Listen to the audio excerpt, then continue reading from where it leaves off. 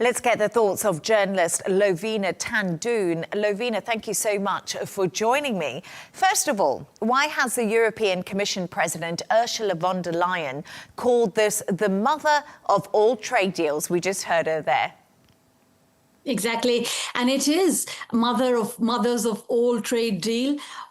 Basically, because it's not only a bridge, creating a bridge between the world's fastest growing economy and the world's biggest kind of market, EU and India, but it actually is creating a motorway. It's creating architecture, like architect of entire economy, the kind of trade and market agreement that has gone through. So just scaling some numbers, it is actually a corridor of 2 billion people, almost impacting 25% of global GDP. And just from the EU point of view, by reducing 96.6% tariff, it's going to create 4 billion euros. So in the terms of numbers, number one, it is a mother of all agreements.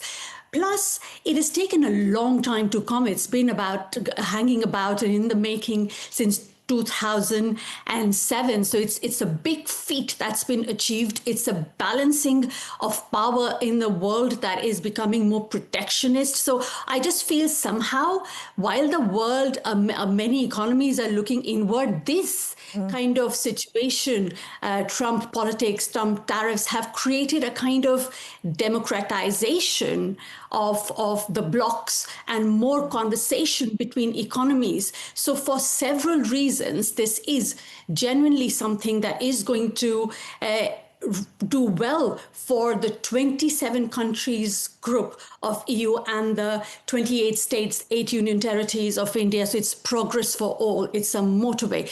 But I must say that the negotiations have happened. The politics begins because the ratification still has to happen. Yeah, exactly. That's a good way to put it. The negotiations have stopped, but then the politics do begin. But Loveena, India's Prime Minister Narendra Modi hailed this as a new era in relations. But it's always difficult, the nuts and bolts of these kind of deals. How will the deal between the EU and India reduce tariffs? What exactly are they looking at? So it is quite funny because this is what I felt, that the UK-India trade deal got scotch to India. This one is getting luxury cars and wines to India. But on the other hand, for India, it is not only just make in India. So India has this big thing about make in India, but this is also make in India plus serve by India and manufacturing in India. So it's going to show up in showrooms, so in the form of luxury cars from Europe, and it gets the big market and many other things. For India, it's, of course, gems and hospital tech. But let me just zoom out a little bit from the numbers and say what's happening here is, and how it is a win-win, is because EU gets access to the big market.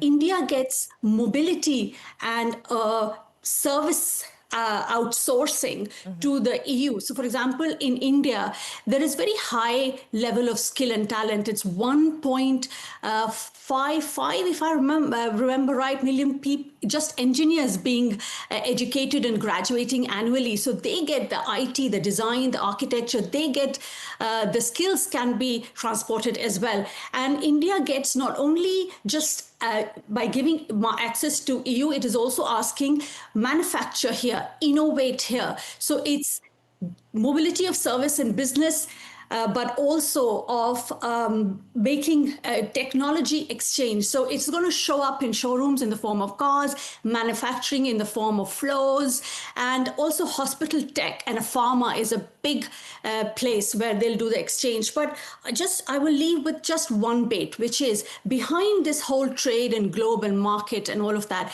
is also a very important strategic exchange of security and intelligence, which is quite important as well, which is not another time to talk. But this is definitely a win-win deal. One gets the market, the other gets make, manufacture, and mobility. So one gets luxury cars, which we always like. But Loveena, just a quick thought for me. Brussels and New Delhi have both faced a barrage of tariffs from the US. Will this new trade agreement concern President Donald Trump at all, do you think? Because, we've been talking about how these trade deals are realigning a lot of the global supply chains.